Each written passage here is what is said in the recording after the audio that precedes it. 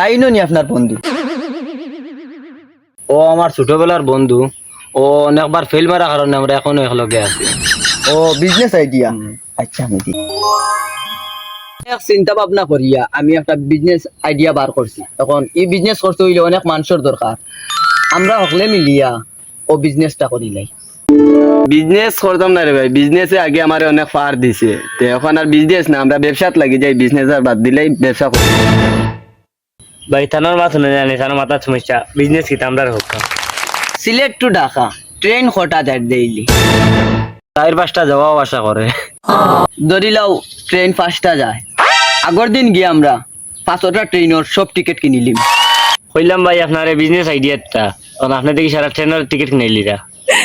আচ্ছা ভাই, আগে আমার পুরা কথা শুনুকা।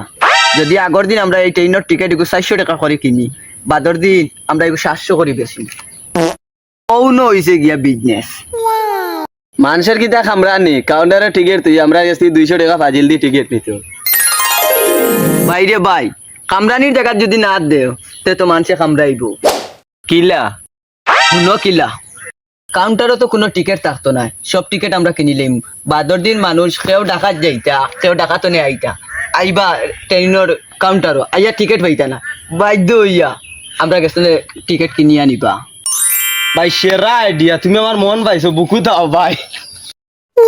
ওই ভাই আগুন একটা আইডিয়া বার করছো।